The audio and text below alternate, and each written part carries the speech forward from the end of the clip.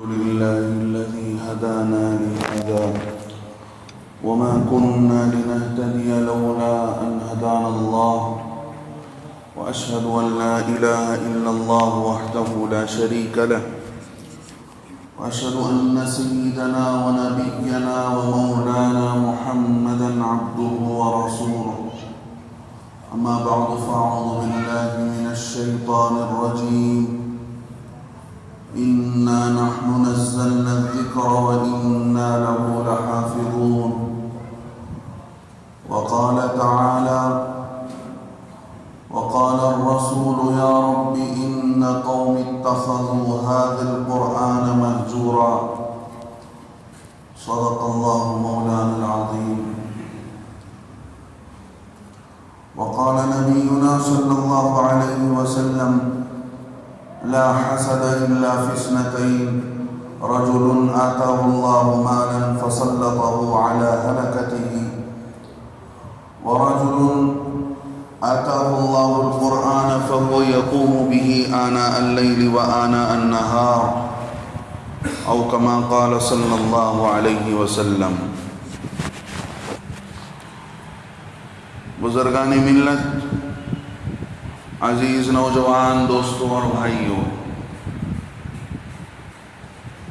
اللہ تبارک و تعالی نے اس امت محمدیہ صلی اللہ علیہ وسلم کو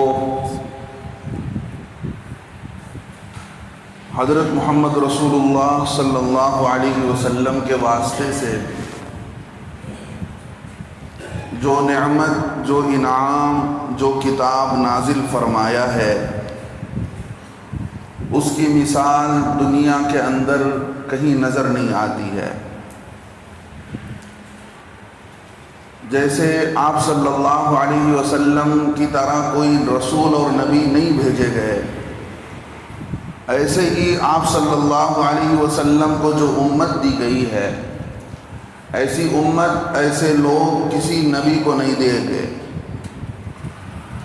اور نبی کے واسطے سے اس امت کو جو کتاب اور جو گائیڈ لائن، دستور العمل اللہ رب العزت نے قرآن کی شکل میں اتارا ہے، اور ایسی بہترین اور جامع کتاب اللہ رب العزت نے نازل فرمایا کہ رہتی دنیا تک کے لیے ایک چیلنج کے طور پر بتا دیا گیا کہ ایسی دوسری کتاب نہ بنائی جا سکتی ہے، نہ ایک سورہ بنایا جا سکتا ہے، نہ ایک آیت بنائی جا سکتی ہے. اگر بنانے کی کوئی کوشش کرے گا تو وہ عاجز آ جائے گا. اگر قلم اور کاپی ہاتھ میں لے کر گھنٹوں نہیں، دنوں نہیں، ہفتے، مہینے گزار دے گا، تب بھی قرآن جیسی ایک آیت اور ایک سورت تو دور کی بات، ایک آیت بھی نہیں بنا سکے گا. اور اس قرآن کی حفاظت کا اللہ رب العزت نے خود اپنے ذمے لے رکھا ہے کہ اس کی حفاظت ہمارے ذمے ہے. کلمہ پڑھنے والے مسلمانوں کی زبان پر اس قرآن کو جاری کرانا ہمارے ذمے ہے. اور یہ قرآن ایسی بابرکت کتاب ہے، اللہ رب العزت نے آسمان دنیا کے پیدا کرنے سے پہلے ہی سورۃ الرحمن، سورہ یاسین جیسی بابرکت سورتوں کو اللہ نے خود تیار کر دیا. تو میرے دوستو بزرگوں، اللہ رب العزت کا کتنا ہی کرم، اس کا احسان ہم مان کر چلیں تو اس کے احسان کو سامنے رکھ کر ہم زندگی گزارنے میں، شکر بجا لانے میں قاصر ہو جائیں گے، عاجز ہو جائیں گے، لیکن اللہ کے احسانات اور اس کی نعمتوں کا شکریہ پورے طور پر ادا نہیں ہو سکتا. کہ اس امت کو قرآن جیسی کتاب دی گئی ہو. ہر زمانے میں جب جب نبی اتارے گئے، جب جب نبی بھیجے گئے، اس زمانے کی جو ضرورت ہوتی اس اعتبار سے اللہ رب العزت نبی کے ہاتھ میں معجزے کو ظاہر کرتے. حضرت موسیٰ علیہ السلام کے زمانے میں سحر اور جادو مکری کا یہ سلسلہ جاری تھا. اسی لیے فرعون کے دربار میں جو جادوگر بلائے گئے، اس فن کا حضرت موسیٰ علیہ السلام کے فن سے مقابلہ کیا گیا کہ اگر تم سچے ہو تو تم جو ہے ہمارے جادوگروں کا مقابلہ کرو، ہم تمہارے سامنے ان جادوگروں کو پیش کرتے ہیں۔ انہوں نے رسیاں ڈالی فرعون کے سامنے، وہ رسیاں سام بن کر لوٹنے لگی، سام بن کر ادھر ادھر پھیرنے لگی۔ حضرت موسیٰ علیہ السلام کی سمجھ میں کچھ نہیں آیا۔ حضرت موسیٰ علیہ السلام کو اللہ کا حکم ہو رہا ہے الق عصا کا، اے موسیٰ علیہ السلام اس عصا کو، جس عصا کے بارے میں آپ یہ کہہ رہے تھے کہ اس عصا سے میں بکریاں چراتا ہوں، بکریوں کے لیے پتے بھی اکٹھا کر لیتا ہوں، اور اس عصا سے میرے بہت سارے کام ہیں، لیکن اس عصا سے ہم ایک ایسا کام لے رہے ہیں جو تمہارے ذہن اور گمان کے اندر نہیں آ سکتا۔ حضرت موسیٰ علیہ السلام عصا کیا ڈال رہے ہیں؟ وہ عصا ایک بڑا اژدہا بنا، اور اس اژدہے نے ان جادوگروں کے سارے سام کو نگل لیا، اور پھر اس اژدہے کے متعلق یہ حکم دیا جا رہا ہے کہ آپ اسے پکڑیے، مت ڈریے، لا تخف، آپ مت ڈریے۔ حضرت موسیٰ علیہ السلام نے پکڑا تو پھر وہ عصا بن کر لوٹ گیا۔ تو ہر زمانے میں جس نبی کو جس لائن کی چیلنج ہوتا تھا، اس زمانے کے لوگ، اس زمانے کے بادشاہ اور راجہ اور طاقتور لوگوں سے جس قسم کا ان کو چیلنج ہوتا، اس کا جواب دیا جاتا۔ عجیب بات لکھی ہے تفسیر کی کتابوں میں، حضرت عیسیٰ علیہ السلام کے زمانے میں، حضرت عیسیٰ علیہ السلام کے زمانے میں یونانی دوائیں جو آج جڑی بوٹیوں سے تیار کی جاتی ہیں، BOMS ڈاکٹر آج کیا دوائی بنا سکتے ہیں، ہمدرد یا اس طرح کی کمپنیاں کیا دوائی بنا سکتے ہیں؟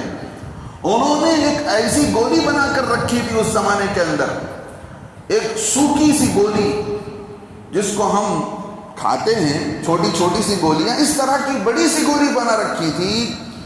اگر اس زمانے کے ناٹی حکیم اور ڈاکٹر جو انہوں نے بنایا تھا، اگر جس قسم کا بھی بیمار ہوتا، اس دوائی کو، اس گولی کو سونگھتا رہتا، صرف اپنے نام سے سونگھتا، کھاتا نہیں، اس کے سونگھنے سے ہی اس کی بیماریاں دور ہو جاتی تھی۔ اس زمانے میں ساری بیماریوں کا علاج اس ایک گولی سے تھا۔ ایسے زمانے میں حضرت عیسیٰ علیہ السلام کے ہاتھ میں اللہ رب العزت معجزہ دے رہے ہیں۔ اندھے کی آنکھ پر ہاتھ پھیرا جا رہا ہے تو اس کی آنکھ میں روشنی آ رہی ہے۔ برس کی بیماری جس کے انسان کے جسم پر سفید سفید نشانات آ جاتے ہیں، ایسی بیماری پر حضرت عیسیٰ علیہ السلام ہاتھ پھیر رہے ہیں تو اس کی بیماری دور ہو رہی ہے۔ حتیٰ کہ اس سے آگے حضرت عیسیٰ علیہ السلام کسی مردے پر دم کر کے پھونک رہے ہیں تو وہ مردہ زندہ ہو رہا ہے۔ اللہ رب العزت نے ان لوگوں کے چیلنج کا دنداں شکن، زبان توڑ جواب دیا۔ اللہ کے اس جواب کے سامنے ان کی ایک نہیں چلی، لیکن بات آتی ہے ایگو کی کہ اگر ہم اس کی بات سن لیں گے تو پھر ہماری عزت کہاں، ہماری چودراہٹ کہاں، ہم کیسے بادشاہ بن کر رہیں گے، ہماری کون سنے گا، سب اس کے پیچھے چل جائیں گے۔ یہ چند روزہ غرض کی وجہ سے، چند نفع کے خاطر، چند روزہ نفع کے خاطر انہوں نے اللہ کے انبیاء علیہ السلام کو انکار کر دیا، جھٹلا دیا۔ ہمارے نبی محمد رسول اللہ صلی اللہ علیہ وسلم جس زمین میں بھیجے گئے اور اللہ رب العزت نے جس قوم میں ہمارے نبی محمد رسول اللہ صلی اللہ علیہ وسلم کو بھیجا، وہ قوم عرب تھی۔ ان کے پاس زبان تھی، زبان کی فصاحت، زبان کی بلاغت، اور وہ کسی سے پڑھتے نہیں تھے۔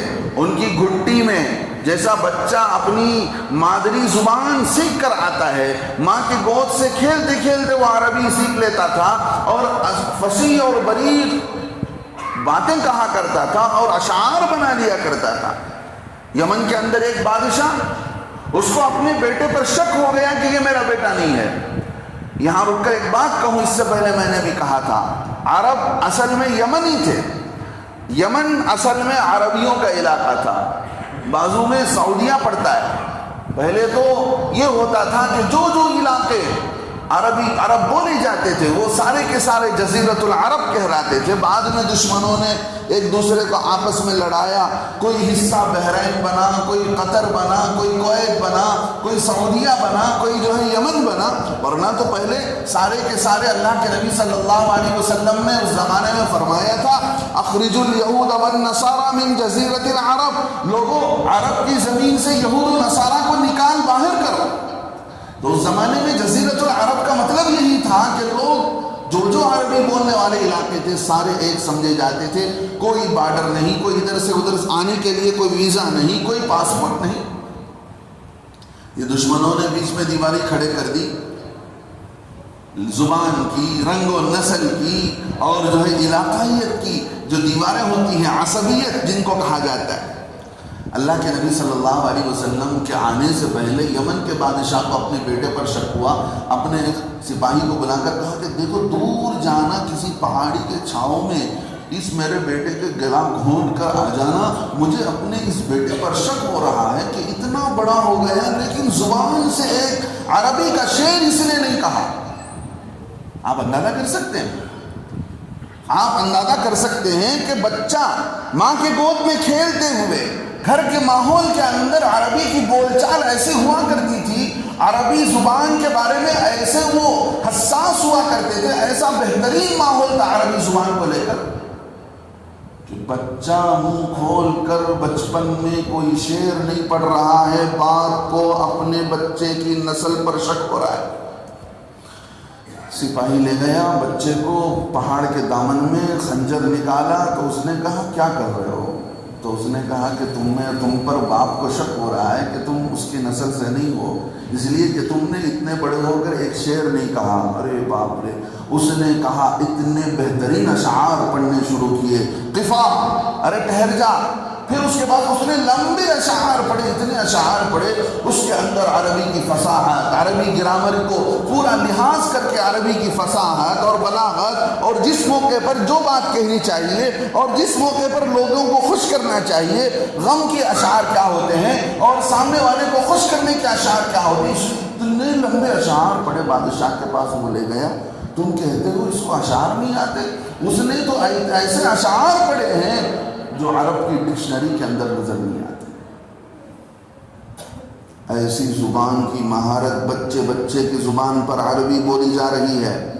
جنہیں عربی نہیں آتی ان کو عجم کہا جاتا تھا، ہم سب ان کی نگاہوں میں گونگے، ہمیں بولنا نہیں آتا، بولنا ہو تو عربی بولو، عربی کے علاوہ دوسری زبان بھی کوئی ہو سکتی ہے۔ واقعتاً اللہ نے عربیت کے اندر، عربی زبان کے اندر ایسی وسعت رکھی ہے اور ایسا اس کے اندر کشادگی ہے۔ ہماری زبان ہندوستان کے اندر، بلکہ ہماری زبان جو اردو ہے اس کے اندر بڑی تنگی ہے۔ عربی کے اندر بڑی وسعت ہے، ایک ایک نام کے، ایک ایک لفظ کے لیے، ایک ایک چیز کے لیے کئی نام آتے ہیں۔ چیتا، اگر میں آپ سے کہوں دوسرے زبان اس کا چیتے کا دوسرا نام پیش کرو اردو کے اندر، نہیں ملے گا آپ کو۔ چیتے کے لیے 8 الفاظ بلکہ 14 الفاظ بولے گئے، 14 نام دیے گئے چیتے کے لیے۔ قرآن کے اندر جو بھیڑ اور دمبا جسے کہتے ہیں، جس کو ہم پوٹلا کہتے ہیں، اور جو چھیلی جس کو ہم کہتے ہیں بکری، ان دونوں کے لیے قرآن کے اندر 8 الفاظ ایسے آئے ہیں۔ تو قرآن کی زبان، عربی زبان بڑی کشادہ اور وسعت والی زبان۔ اب اللہ رب العزت ایسی زبان پر اللہ کے نبی صلی اللہ علیہ وسلم پر قرآن کو نازل فرما کر اس زمانے کے عربی بولنے والے جو اشارے میں بڑی باتیں کر لیا کرتے تھے، اس زمانے کے بچوں کا یہ حال تھا، تو عورتوں کا یہ حال تھا کہ ایک شاعر تھا امرؤ القیس، عربی کا بڑا شاعر، دشمن کے ہاتھوں بیچ جنگل میں پھنس گیا۔ اس نے دیکھا کہ اب میری موت کا مجھے کوئی نہیں بچا سکتا۔ اس نے کہا میری آخری خواہش یہ ہے، فلاں جگہ پر میرا گھر ہے، وہاں پر میری بچیاں رہتی ہیں، میں ایک پرچی دیتا ہوں، اس پرچی کو لے جا کر میری بچیوں کے حوالے کر دو۔ اس نے پرچی اٹھا کر لکھا، یبنتا امرأ القیس ان اباکما، اے امرأ القیس کی دو بچیوں، یقیناً تمہارا باپ۔ اتنا ہی لکھا، آگے کا جملہ نہیں لکھا۔ ایک شعر کا دو مصرع ہوتا ہے تو اس نے نیچے کا مصرع نہیں لکھا، اوپر کا مصرع لکھ کر کہا، یبنتا امرأ القیس ان اباکما، اے امرأ القیس کے دو بچیوں، یقیناً کہ تمہارا باپ۔ کیا ہوا؟ کچھ ہوا؟ کچھ نہیں ہوا؟ بیمار ہو گیا؟ مر گیا؟ کچھ نہیں۔ اب دشمن نے امرأ القیس کو ختم کر دیا اور اس کے گھر لے جا کر کے اس کے بچیوں کے ہاتھ میں یہ پرچی تھمائی۔ ان بچیوں نے دیکھا، بڑی سمجھدار، عربی کے محاورے کو سمجھنے والی، ایک شعر کے بعد دوسرا شعر کیا رہ سکتا ہے، اجنبی ہے، دیکھنے میں چہرے میں گھبراہٹ ہے، ہو سکتا ہے کہ اس نے میرے باپ کو قتل کر دیا۔ انہوں نے، ان بچیوں نے عربی کا دوسرا شعر لگا کر کہا، قد قتلا، یقیناً ہمارا باپ مارا گیا ہے، والقاتل لدیکما، اے میرے بچیوں، میرا قاتل تمہارے سامنے کھڑا ہے۔ بچیاں اندر گئی، خنجر لا کر دشمن کا کام ختم کر دیا۔ یہ ہوتی تھی عربی شعر شاعری، اور عربی کا ماحول، عربی کا مزاج، اور عربیت ان کے رگ و نسل کے اندر تھی۔ کوئی قصیدہ پڑھتا تو فی البدی سوچے سمجھے اشعار کہتے چلے جاتے، فلاں خاندان کی بلائی، فلاں خاندان کی اچھائی، فلاں کے بارے میں برائی بیان کرتے ہوئے، فلاں کے بارے میں تعریف کرتے ہوئے۔ عربی شاعر بھی نہیں تھکتے تھے، عرب بھی نہیں تھکتے تھے، کیا شاعر، کیا عام آدمی، ان کی زبان کے اندر اپنی زبان کا ایسا احساس، ایسے اپنی زبان کو لے کر حساس تھے۔ اللہ رب العزت ایسے ماحول میں دنیا والوں کے لیے، عربستان کے لوگوں کے لیے چیلنج کے طور پر قرآن اتار رہے ہیں کہ اس کے گرامر کو دیکھو، اس کی فصاحت کو دیکھو، اس کی بلاغت کو دیکھو، ہم اپنی بات کس انداز سے بھیج رہے ہیں، کس انداز میں پیش کر رہے ہیں، ذرا سمجھو۔ اور ہمارا چیلنج ہے، یہ ہماری کتاب ہے، ہم اتار رہے ہیں، نبی علیہ الصلوۃ والسلام کی زبان پر ہم جاری کریں گے، اور نبی صلی اللہ علیہ وسلم آپ کو سمجھا رہے ہیں، تو ہم یہ چیلنج کرتے ہیں کہ اس جیسی کوئی کتاب آج تک ہم نے اتاری نہیں۔ اگر تم بنا سکتے ہو تو ایک سورت بناؤ۔ دوسری جگہ اللہ رب العزت نے ان کو چیلنج کر کے بتایا کہ ایک سورت نہیں تو ایک آیت بتاؤ۔ تو میرے دوستو بزرگوں، اللہ رب العزت نے اتنی شاندار اور عظیم الشان کتاب اس امت کو دیا ہو۔ حضرت امام ابن کثیر رحمۃ اللہ علیہ نے اس قرآن کی تعریف کرتے ہوئے فرمایا، انزل القرآن انزل اشرف الکتب، سارے کتابوں میں کی بہترین کتاب نازل کی گئی ہے، باشرف اللغات، ساری زبانوں میں کی بہترین زبان کے اندر، ساری کتابوں میں کی بہترین کتاب، سارے زبانوں میں کی بہترین زبان کے اندر، اور سارے رسولوں میں کے بہترین رسول حضرت محمد رسول اللہ صلی اللہ علیہ وسلم پر اتاری گئی ہے۔ اور آگے فرمایا باشرف الملائکہ، لانے والے کون؟ سارے فرشتوں کے سردار، سارے فرشتوں کے سردار لا رہے ہیں، اور اتارا کب جا رہا ہے؟ سارے مہینوں میں کے بہترین مہینہ رمضان کے اندر اتارا جا رہا ہے، اور اللہ رب العزت نے اس مہینے کو سارے مہینوں کا سردار بتایا، بہتر مہینہ بتایا۔ اور یہ امت بھی بہترین امت ہے، اس امت پر اللہ نے اس کتاب کو اتارا ہے۔ لیکن اب غور یہ کرنا ہے کہ اس قرآن نے میری زندگی کے اندر کتنا جگہ لیا۔ اس قرآن کو پڑھنے میں، اس کو سیکھنے میں، اس کو سمجھنے میں، اس پر عمل کرنے میں، اس کے میسیجز اور پیغامات کو دوسروں تک پہنچانے میں، اور اپنے گھر کے اندر اس کے ماحول کو، قرآن کے ماحول کو لانے میں، قرآنی ماحول کو پیدا کرنے میں۔ ایز یہ مسلم، میں مسلمان ہونے کے اعتبار سے میں کیا رول پلے کر رہا ہوں، مجھے اور آپ کو غور کرنے کی ضرورت ہے۔ ہم قرآن کو کتنا حصہ دے رہے ہیں، قرآن کے لیے کیا دے رہے ہیں؟ اللہ نے ایسی کتاب اتاری ہے اور بتا دیا اِنَّا نَحْنُ نَزَّلْنَا الذِّكْرَ، ہم نے اس قرآن کو نازل کیا ہے، وَإِنَّا لَهُ لَحَافِظُونَ، اور ہم ہی اس کی حفاظت کے ذمہ دار۔ علماء نے لکھا ہے اللہ نے توریت کا اپنی حفاظت کا ذمہ نہیں لیا کہ توریت کی حفاظت ہمارے ذمے میں ہے، انجیل بائبل کی حفاظت کا ذمہ اللہ نے نہیں دیا، اور زبور حضرت داؤد علیہ السلام پر جو کتاب اتاری گئی اس کو اتارنے کے بعد یہ نہیں کہا کہ ہم اس کی حفاظت کے ذمہ دار ہیں۔ قرآن کو اتارنے کے بعد اللہ فرما رہے ہیں ہم اس کی حفاظت کے ذمہ دار ہیں، ہم اس کی حفاظت کے ذمہ دار ہیں۔ اسی لیے ان تینوں نبی حضرت عیسیٰ علیہ السلام، حضرت موسیٰ علیہ السلام، حضرت داؤد علیہ السلام کے چلے جانے کے بعد ان کی امتیوں نے، بعد کے لوگوں نے ان کی کتابوں کے اندر خلط ملط کر دیا، اپنی مرضی کی باتوں کو داخل کر لیا، اور جو دل میں آ سکتا تھا اس کو نکال لیا، اور جو چیز ہماری اپنی پسند کی تھی اس کو داخل کر دیا۔ ہارون رشید بادشاہ، ان کے بیٹے تھے مامون رشید، ان کی مجلس لگی ہوئی تھی، ایک تورات کا عالم یہودی داخل ہوا، لوگ اپنی اپنی باتیں کہہ رہے تھے، اس نے کھڑے ہو کر بہت زبردست تقریر کی اللہ کے بارے میں، تورات کے بارے میں، اور سننے کے بعد بہت مجمع متاثر ہوا۔ مامون رشید نے کہا بھائی کیا ہی اچھا ہوگا، تم کلمہ پڑھ لو، مسلمان ہو جاؤ، اللہ نے اتنا سارا انعام احسان اس امت پر کیا ہے۔ اس نے انکار کر دیا، کہا کہ میں مسلمان نہیں ہوتا ہوں، چلا گیا، مجلس سے اٹھ کر چلا گیا۔ پھر زمانے کے بعد، بہت دنوں کے بعد پھر وہ مجلس میں آیا، مامون رشید پہچان لیا، پوچھا کہ بھئی کیسے آنا ہوا؟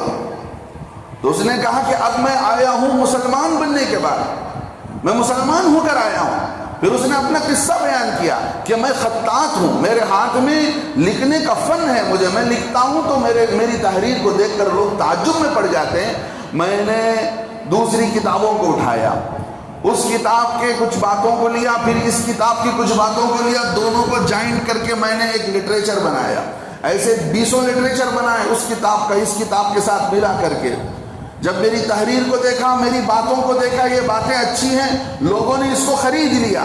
میں نے قرآن کو اٹھایا، قرآن کے اندر ایسے ہی دوسرے لٹریچرز کی باتوں کو جمع کرنے کے بعد اس کے بھی صحیفے بنا کر میں نے بیچنا چاہا، تو وہ ایک صحیفہ بھی نہیں بکا۔ مسلمان آتے گئے، دیکھتے گئے، انہوں نے کہا ایسا کیسے ہو سکتا ہے قرآن کے اندر ایسی باتیں خلط ملط کر دی جائیں، ایکسٹرا فٹنگ کر دی جائیں، یہ کلام اللہ نہیں ہو سکتا، یہ کلام اللہ نہیں ہو سکتا۔ اس نے کہا، اسی وقت میں نے فیصلہ کر دیا، اگر یہ کتاب کسی انسانوں کی لکھی ہوئی ہوتی تو واقعتاً لوگ اس کے بارے میں بھی دھوکہ کھا جاتے، اس کو بھی خرید لیتے، لیکن یہ کلام اللہ ہے، آسمان سے اتاری گئی کتاب ہے، قیامت تک آنے والوں کے لیے ایک گائیڈ لائن ہے، رول پلے کرنے والی چیز ہے، دستور العمل ہے۔ لہذا میں نے اسی وقت ایمان لا لیا، اسی وقت کلمہ پڑھ لیا، اشہد ان لا الہ الا اللہ، میں ایمان میں داخل ہو چکا۔ مجھے سمجھ میں آ گئی یہ بات کہ قرآن سچی کتاب ہے۔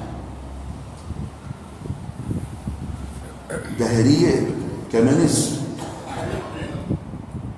جن کا قبضہ ہوا، بڑا ظلم ڈھایا تھا انہوں نے۔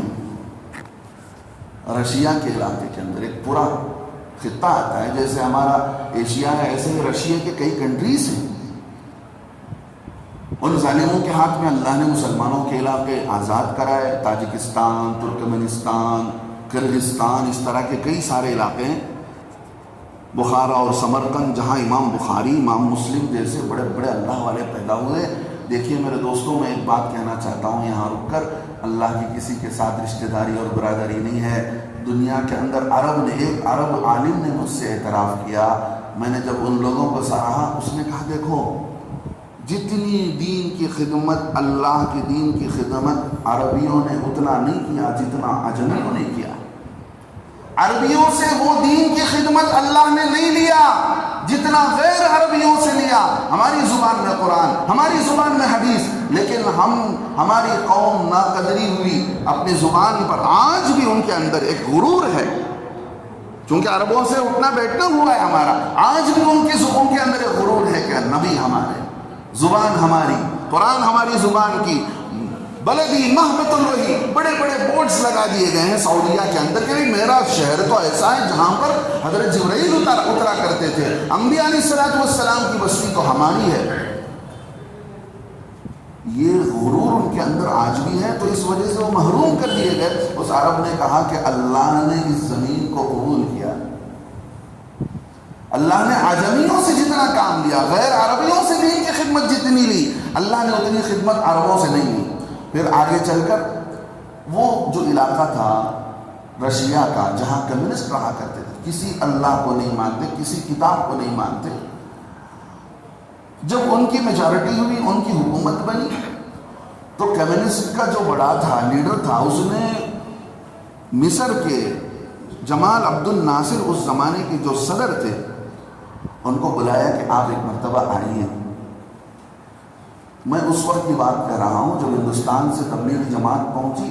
وہاں جا کر انہوں نے کسی دیہات کے اندر اذان دی تو پولیس نے آ کر روک دیا کہ اس زمین پر اللہ کا نام لینا جرم ہے، یہاں اللہ کا نام نہیں لیا جا سکتا، اگر لوگے تو تمہیں گیٹ آؤٹ کر دیا جائے گا.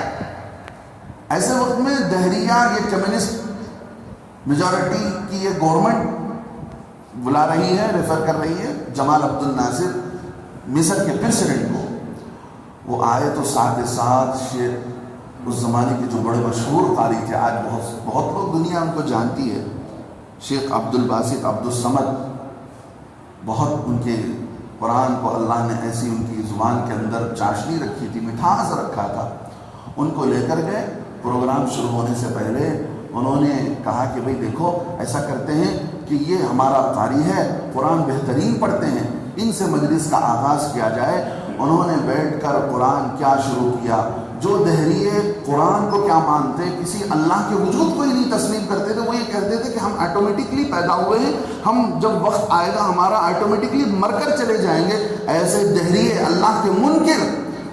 لکھا ہے کتابوں کے اندر جمال عبد الناصر نے لے جا کر شیخ عبد الباسط کو بٹھایا تو انہوں نے قرآن پڑھنا شروع کیا تو اس قرآن کے اندر اللہ نے ایسی چاشنی رکھی تھی، دیکھا تو ساری کی ساری مجلس دہریوں کی اللہ کے کلام کو سن کر آنکھوں سے آنسو بہنے لگے. یہ کلام اللہ ہے. میرے دوستو، اس کو ہم نے اپنی لائف سے کتنا ریلیٹڈ کیا ہے کہ یہ قرآن صرف ہمارے گھر کے اوپننگ میں قرآن خوانی کے لیے کہ 4 مولوی صاحب کو بلا دو، 500 پکڑا دو، کام ہو گیا. آپ جواب دے کر کل قیامت کے دن اللہ کے سامنے بچ جائیں گے. قرآن کہتا ہے وقال الرسول، کل قیامت کے دن محمد الرسول اللہ صلی اللہ علیہ وسلم اللہ کے ججمنٹ میں، اللہ کے بارگاہ میں، اللہ کے کورٹ میں یہ شکایت دائر کریں گے، یہ اپیل کریں گے، ان قوم اتخذوا هذا القرآن مہجورا. اے باری تعالیٰ، میری قوم نے تو قرآن کو چھوڑ دیا ہے، میری قوم نے تو قرآن کو چھوڑ دیا تھا، نہ اسے پڑھنا آتا، نہ اسے سننا آتا، نہ وہ قرآن کا سیکھنا چاہتی ہے، نہ قرآن کو سمجھنا چاہتی ہے. نماز میں کھڑے ہو کر امام صاحب کی لمبی قرات سے آپ کو تکلیف ہو رہی ہے، بیزارگی آ رہی ہے، تو سمجھ لیجئے کہ آپ کو قرآن کا ذوق نہیں ہے، قرآن کا مزہ آپ کے اندر نہیں چڑھا ہے. حدیث پاک کے اندر آتا ہے اس زمانے میں اللہ کے نبی صلی اللہ علیہ وسلم نے لوگوں کو مثال دے کر سمجھایا. لوگوں جیسے آج کے زمانے میں عیاشی کے، اس زمانے میں فرمایا کہ جیسے ہمارے زمانے میں عیاشی کے لیے لوگ عورت کو نچایا کرتے ہیں اور گانے سنا کرتے ہیں، اللہ رب العزت جب بندہ قرآن پڑھتا ہے تو گانے والی کی آواز پر کان لگانے والے سے زیادہ اللہ تعالیٰ اپنے بندے کے قرآن کی آواز پر کان لگاتے ہیں. میرے دوستو بزرگوں، نیت کرو، مرنے سے پہلے قرآن کو زندگی کا حصہ بنائیں گے، دستور العمل بنائیں گے، اسے اپنا گائیڈ لائن بنائیں گے. قرآن کے حقوق ہیں، اس حقوق کو ادا کیے بغیر صرف ہماری نمازیں ہمیں کام نہیں دیں گی. قرآن کا حق ہے ہمارے ساتھ، قرآن کو پڑھنا، قرآن کو سیکھنا، قرآن کو سمجھنا. یہ قرآن کبھی بھی سیکھا جا سکتا ہے، کبھی بھی اس کو سنا جا سکتا ہے، کبھی بھی پڑھا جا سکتا ہے. اس سے پہلے کی جمعوں میں نے ایک عجیب بات آپ حضرات کے سامنے کہی تھی، شاید کسی کو یاد ہو. عرب کی ایک جرنلسٹ لیڈی نے اپنی یہ بات لکھی کہ عرب کے کسی کنٹری کے اندر، میں بھولتا ہوں اس کا نام، ایک ہی کمپاؤنڈ کے اندر، ایک جو ہے ایک ہی بلڈنگ کے اندر، لیفٹ سائیڈ میں انڈین رہتے ہیں، رائٹ سائیڈ میں عرب رہتے ہیں. میوزک سکھانے والا آتا ہے، وہ لیفٹ رائٹ سائیڈ میں جاتا ہے اور عرب کے بچوں کو جا کر قرآن وہ میوزک سکھا رہا ہے. لیکن جس لیفٹ سائیڈ کے اندر انڈین اور پاکستانی مسلم رہتے ہیں، وہاں پر قرآن پڑھانے والا حافظ اور مولوی آتا ہے، وہ لیفٹ سائڈ میں جا کر ان کو قرآن سکھا رہا ہے۔ وہ عرب جنرلسٹ لیڈی لکھتی ہیں، میرا دل بھر آیا۔ ایک دن میں نے افسوس اور حسرت کے ساتھ اپنے بچے کو کہا، بھئی پیارے، تو اس آدمی کے پاس، اس حافظ کے پاس جا کر قرآن کیوں نہیں سیکھ لیتا؟ میرا بچہ میوزک بھی نہیں سیکھ رہا تھا، قرآن بھی نہیں سیکھ رہا تھا، میری خواہش یہ پیدا ہوئی میرا بچہ قرآن سیکھ لے، لیکن میرا بچہ قرآن سیکھنے کے لیے آمادہ نہیں ہوا۔ اس کی زبان سے جو بات نکلی، اس کی زبان سے جو بات نکلی، اس بچے نے یہ کہا کہ میں تھوڑی ہندوستانی ہوں، میں ہندوستانی ہوں کہ جا کر قرآن سیکھوں۔ کون کہہ رہا ہے؟ عرب کا بچہ کہہ رہا ہے۔ ایک ہی عمارت کے اندر عرب کے بچے میوزک سیکھ رہے ہیں۔ اللہ رب العزت بتاتے ہیں کہ قدردان کو ہم اپنا دین دیتے ہیں، ناقدروں سے دین چھین لیتے ہیں، چاہے عرب کیوں نہ ہو۔ اگر ناقدری کی تو ان کے ہاتھ میں میوزک تھما دیا، لیکن قدردان ہیں تو وہ عرب جنرلسٹ لکھتی ہیں عربی کے اندر، یا لیتنی کنت ہندیہ، اے کاش کہ میں بھی ہندوستان میں پیدا ہوتی تو میرا بچہ مجھے یہ جواب نہ دیتا۔ میں عرب قوم کے اندر پیدا ہوئی، اس کے باوجود میرا بچہ عربی قرآن پڑھنے کے لیے تیار نہیں ہے۔ میرے دوستو، ہمیں اس بات کی قدر کر کے اس بات کے اندر غور کریں کہ ہم ہندوستانی قرآن سمجھ رہے ہیں، قرآن پڑھ رہے ہیں، ہمارا بچہ قرآن سیکھ رہا ہے، فر انگریزی بول لیتا ہے تو ہمیں کتنا فخر محسوس ہوتا ہے۔ میرے دوستو بزرگوں، آپ تیار ہو جائیں، وہ وقت آ چکا ہے کہ آپ اپنے بچے کو قرآن حفظ کرا سکیں۔ آپ اپنے بچے کو اپنے کالجز کے ساتھ، اسکول شیڈولز کے ساتھ، اپنے گھر کے پورے ماحول کے ساتھ، بچے کو اپنے گھر کے کھانے کے ساتھ، آپ بچے کو اپنے گھر کے ماحول کے ساتھ اللہ کے دین کے لیے، قرآن پاک کے لیے تیار کریں۔ ایسا کیوں نہیں ہو سکتا کہ ہمارا بچہ اسکول کی تعلیم بھی ادا کر رہا ہو، ساتھ ساتھ قرآن بھی حفظ کر رہا ہو؟ ہم نے تقسیم کر دیا، ہم نے یہ سمجھ لیا تو قرآن پڑھنے کے بعد کیا ملنے والا ہے بچے کو؟ کون کہتا ہے آپ قرآن پڑھنے کے بعد آپ اپنے بچے کو جو ہے اسی لائن میں لگاؤ؟ ایسا بھی تو ہو سکتا ہے کہ آگے چل کر آپ کا بچہ 2 گھنٹہ مسجد میں بچوں کو قرآن پڑھائے، بعد میں جا کر انجینئرنگ کا کام کرے، ڈاکٹر بن جائے۔ میرے دوستو بزرگوں، آج سے 40 سال پہلے میرے والدہ کے ماموں تھے، اللہ کو پیارے ہو گئے، لندن جماعت میں گئے، رمضان کا مہینہ تھا تو ایک مسجد میں پہلی صف میں بیٹھے تراویح کے وقت میں، پیچھے سے آ کر انہوں نے کہا کہ حاجی صاحب آپ حافظ قرآن ہیں؟ لندن جیسے ماحول کے اندر جہاں گجراتی مسلم رہتے ہیں، ماحول انہوں نے ایسا بنایا تھا، ان سے کہا کہ آپ حافظ قرآن ہیں؟ چونکہ میرے گھر کی بات ہے تو میں آپ کو بتا رہا ہوں۔ انہوں نے کہا کہ میں حافظ قرآن نہیں۔ آپ دوسری پیچھے صف میں جائیے، یہ صف حافظ قرآن کے لیے سلیکٹڈ ہے، اس میں جو ہے حافظ قرآن ہی کھڑیں گے، آپ نہیں کھڑ سکتے۔ کہنے لگے دوسرے تیسرے دن ہم دوسری مسجد میں گئے، وہاں پر میں دوسری صف میں بیٹھا ہوا تھا تو پیچھے سے ایک صاحب نے موڈے پر ہاتھ رکھ کر کہا کہ آپ حافظ قرآن ہیں؟ میں نے کہا نہیں ہوں۔ تو اس نے کہا کہ ہماری مسجد کے دونوں صفوں کے لیے حافظ قرآن ہیں، وہ حافظ قرآن ہی سامنے کھڑے ہوں گے، آپ تیسری صف میں جائیے۔ یہ ماحول لندن میں آ سکتا ہے تو ہماری مسجد کے اندر کیوں نہیں آ سکتا ہے؟ میرے دوستو بزرگوں، اسی قرآن کی فکر اور کڑن کو لے کر مسجد کے ذمہ داروں نے ایک ایسا ڈپارٹمنٹ اور شعبہ قائم کرنے کی کوشش کی ہے۔ اللہ کا فضل ہے، اللہ کا دین طلبگاروں کو دیتے ہیں اللہ تعالیٰ۔ آپ کا یہ محلہ بھی قرآن سے، قرآن کی تعلیم سے آباد ہو سکتا ہے۔ کتنی سارے باتیں میں آپ کے سامنے کہی ہیں، اللہ تعالیٰ وہ باتیں ہماری زندگی کا حصہ بنا دے، قرآن پڑھتے پڑھتے ہماری موت آئے، قرآن ہماری زبان کا حصہ بن جائے، قرآن ہماری زبان کا حصہ بن جائے۔ ہم اندازہ ہی نہیں کر سکتے کہ کیا تبدیلی آ سکتی ہے ہماری مسجد کے اندر۔ انشاءاللہ 9 تاریخ سے، منگل کے دن 9 تاریخ سے بعد نماز مغرب ایک اہم جلسہ رکھا گیا ہے۔ اس جلسے کا عنوان ہی یہی ہے کہ جس میں حضرت سید عاصم عبداللہ صاحب یہ پورے کرناٹک کے مکاتب کے بھی ذمہ دار ہیں اور اللہ نے ان کی باتوں کے اندر تاثیر رکھی ہے، یہ تشریف لا رہے ہیں۔ لہذا آپ کے بزی ہونے کا وقت تو ہے، لیکن اللہ کی کتاب کے لیے وقت نکالیے اور اپنے بچوں کو قرآن کی تعلیم دینے کی کوشش کیجیے۔ یہاں پر انشاءاللہ اس مسجد کے اندر شعبہ حفظ کا معاملہ شروع ہونے جا رہا ہے، شعبہ حفظ کی کلاسز ہوں گی، انشاءاللہ استاد رکھے جائیں گے اور ان بچوں کو جو آپ لا کر اپنے بچوں کو خوش قسمت بنانے کے لیے حافظ بنانے کے لیے اپنے بچوں کا داخلہ کرائیں گے، انشاءاللہ ان بچوں کو قرآن کی بہترین تعلیم دی جائے گی، انہیں حافظ قرآن بنایا جائے گا۔ صبح سے شام تک یہ ہمارا نظام بھی چلے گا، پہلے انشاءاللہ مکتب کی شکل میں